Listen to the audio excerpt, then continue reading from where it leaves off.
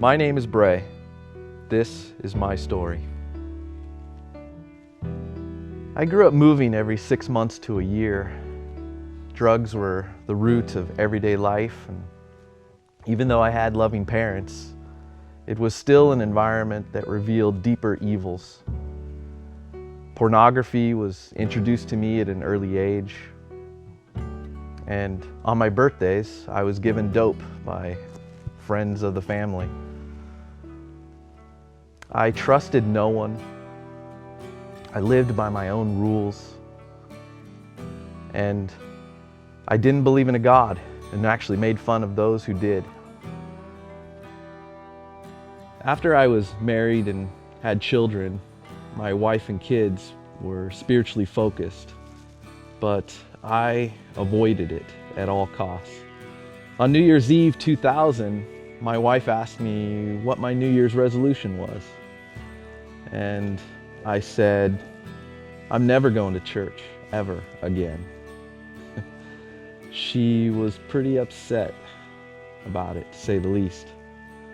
3 months later, I did go to another service, but it was to see my kid's youth pastor make a complete fool of himself. You see, it was his first time preaching that day, and I thought it would be good entertainment to see him flop. I will never forget his opening line that day. He said, "Have you ever wanted to see God?" Yeah, I did. And from that moment on, I was captured. The message was designed just for me.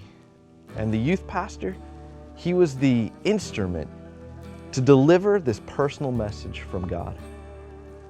God orchestrated everything perfectly, and He revealed His truth to me that day. Before, I had people walking on eggshells around me when they shared their faith, but the tables had turned, and I became a raving evangelist. I devoured God's Word. I read the Bible in 7 months. I led friends and family to Christ through my transformation. I led Bible studies in my home. I became part of the leadership at church. And I never looked back, except for to look at the victory that God so deserved. Today, 12 years later, Jesus uses me to reach thousands of people around the world. Leading someone to Jesus is the most amazing, incredible experience.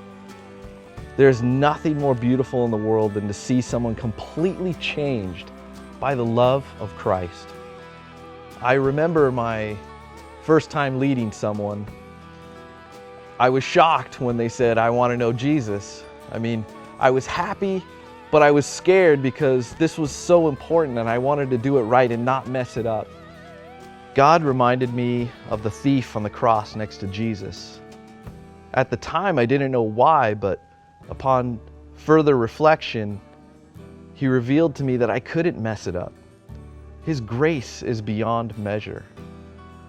The thief on the cross only asked to be remembered, and at that moment, he was saved.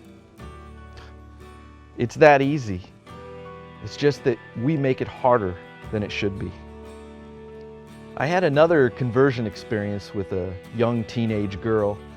I gave my testimony at church, and afterwards, she approached me with tears in her eyes. She said, "You were talking directly to me."